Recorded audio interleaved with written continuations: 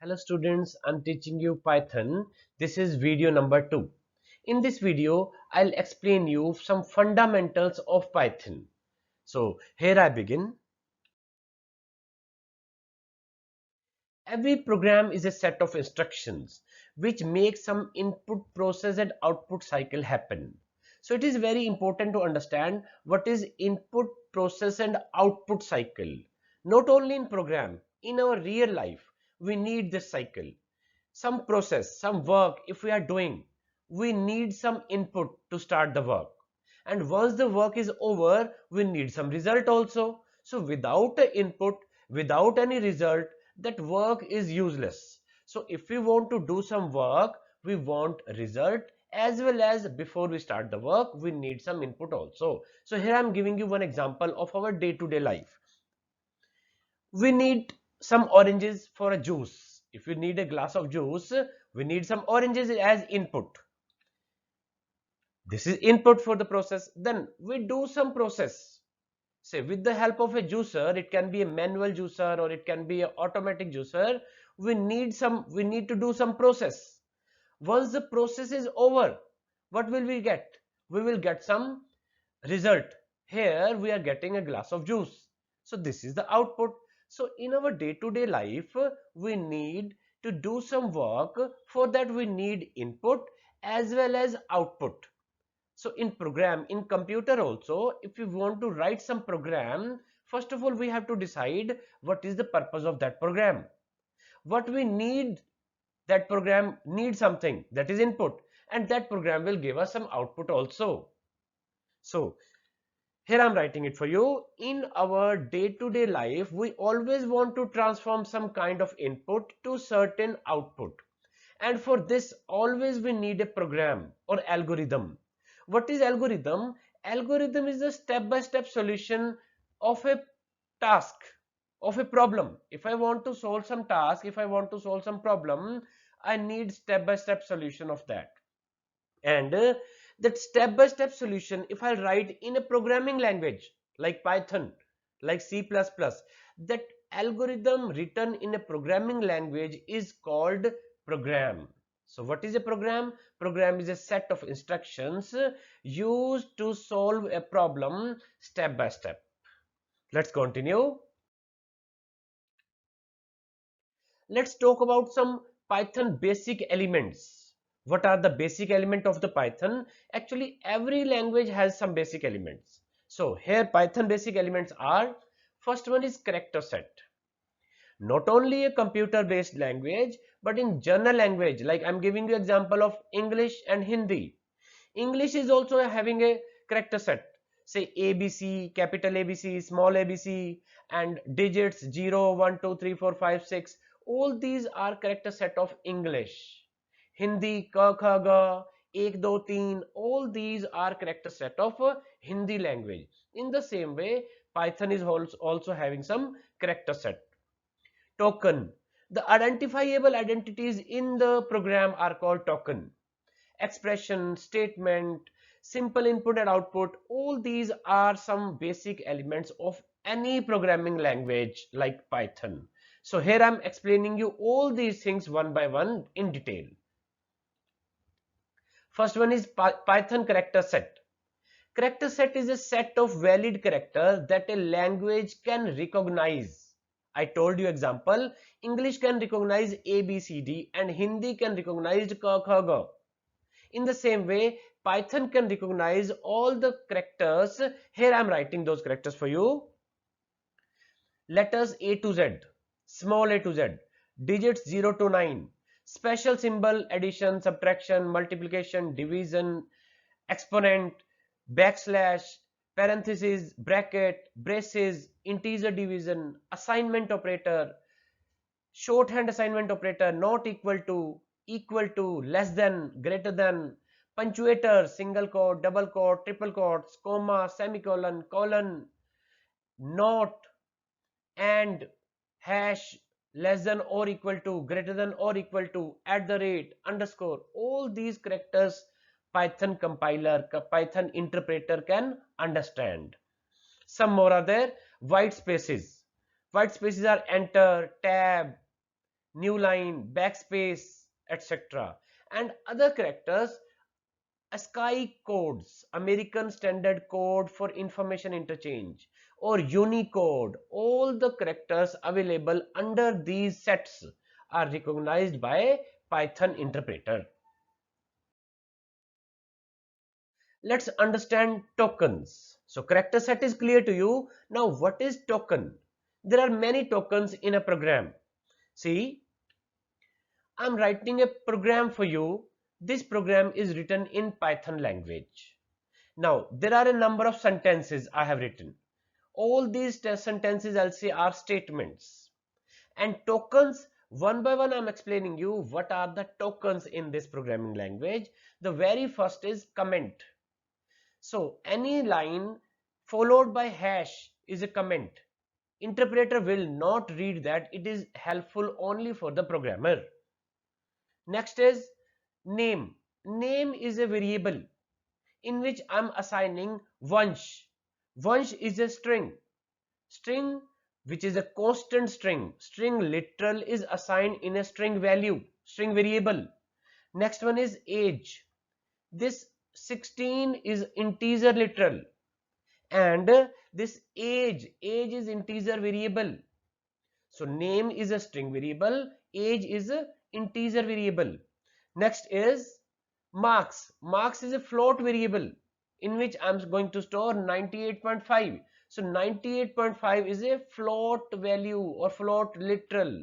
I'm telling you that constant values or fixed values are literals, and variables can be of different type like string, integer, float. Next one is operator. If I'm assigning 1200 in fees, fees is a variable, 1200 is a literal. If I'm going to assign some value, fixed value in a variable, that operator is assignment operator. There are many operators: addition, subtraction, multiplication, division, assignment, comparative operators, less than, equal to, less than, not equal to, etc., etc. Next is print. Print is a keyword, and there are many punctuators in this sentence: braces, bracket, double quotes, single quotes, comma, etc. All these are punctuators. So in the tokens, there are many things. In this, with the help of this program, I have explained you what is a token. Let's continue. Python has following tokens. See, what are those tokens? Keywords, identifiers, literals, operators, and punctuators. So 5 tokens are there in Python. One by one I'm explaining you all these 5 tokens. So first one is keyword. Keyword is a special word whose meaning is already clear to the compiler.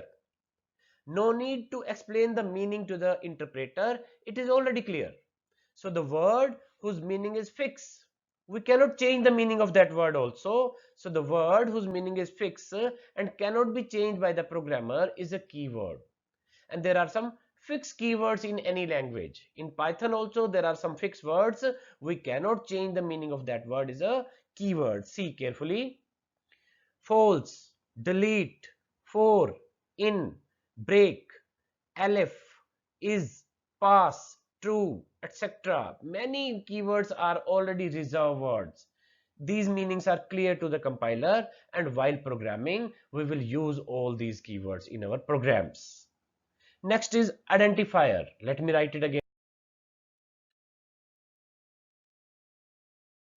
So identifiers. Second point, identifiers. What are those identifiers? If we as programmer introduce some new words to the compiler, if we introduce some new words to the Python interpreter, that new word, which is not a keyword, it is introduced by programmer, that is called identifier. For example, name of a variable. Let me write the definition of identifier. Identifier is a name which is used to store some general terminologies for the variable, for a function, etc. For example, total, amount, name, any file name, etc. There are some identifier rules also, like keywords cannot be converted as identifier because its meaning is already fixed. In the same way, there are some rules how to choose, how to make a word as identifier. It is very important to understand these rules. See very carefully. First one is, first character must be underscore or alphabet. Alphabet can be, a letter can be a first letter of the identifier, and underscore is also allowed. Second case is, uppercase and lowercase are treated as different characters. So this language is case sensitive language. Digits 0 to 9, all these are allowed. A to Z, small a to Z, underscore are allowed in identifier, but it is very important to understand digits cannot be the first letter of a identifier. And special symbols at the rate, hash, star, these values, these characters are not allowed in the tokens. Identifier must not be a keyword. Keywords are reserved words, so it cannot be used as identifier. No special character is allowed. I told you at the rate, hash, etc. are not allowed. Only underscore is allowed as a special character in the identifier name. Next. So keywords are clear to you, identifiers are clear to you. Now I'm explaining you literals. What is literal? Fixed value, a constant. A constant can be number, it can be string, it can be float. So any value which is fixed is called literal. So string literals are available, numeric literals are available, boolean literals are available, special literals, literal collection, all these literals are available in Python language. So let me explain you what is string literal. String literal, it is a collection of characters stored in single quote, double quote, or maybe in triple quotes. A string can be a collection of character, digits, special symbols enclosed in single, double, or triple quotes. A string can be single line string or multi-line string. Escape sequence like enter is \n, tab is \t, audible bell is \a. In this way, there are some escape sequence which can also be stored in a string literal. So Python tokens, I already told you, keywords are clear to you, identifiers, literals, I'm explaining you literals. Here numeric literals, after string literal there are some numeric literals. It can be integral value, it can be signed or unsigned integral values, it can be float value, it can be you can say by you can say it is binary number, octal number, hexadecimal number. So integer, float are numeric values. Complex number is a number which can store real part and imaginary part in one object. In one complex number is an object which contain real part and imaginary part in two separate values. So Python allows three type of integer literals. One is decimal, second one is octal, and third one is hexadecimal. And all these three type of integer literals will be converted in binary form while storing in the background. So these are tokens. Again, operators. Now we need to understand what is operator.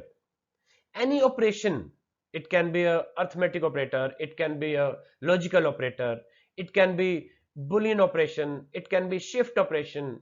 Any operation if you want to perform, you need operator. Operators, here in this example I have written, see, total is equal to 12 plus 5. So 12 is an operand, 5 is again an operand, and plus is operator, and this assignment operator is again operator, and total is a variable. So the result of 12 plus 5 will be assigned in total. Total is a variable. In this way, operands and operator work together in an expression. So expression is also clear to you. What is an expression? So here I am writing there is a big list of operators in Python. And that list is very important to understand because we will use those operators in our program. Binary operator and unary operators. Two type of operators are there. In C++, we have three type of operators, like ternary operator is also there. So unary operator and binary operator I am explaining you here. First one is unary operators. Positive sign and negative sign are unary operators, which need only one operand. And binary operator need two operands. Say arithmetic operator is a binary operator, addition, subtraction, multiplication, etc. Shift left, shift right operators are again binary operators. Exponent operator, and next one is relational operator, like less than, greater than, less than or equal to, greater than or equal to, not equal to. All these are binary operator. Assignment operator will assign the value in the right hand side to the left hand side variable. So it is compulsory that in the left hand side there should be a variable, and in the right hand side it can be a variable, it can be a literal, or it can be an expression. So in this video we have done fundamentals. Some fundamental of Python are very important that we have done.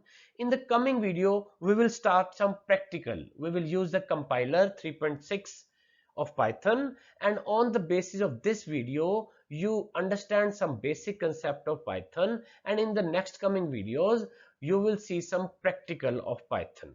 I will write some program using Python 3.6, and I'll give you some assignment also to do the same. Thank you.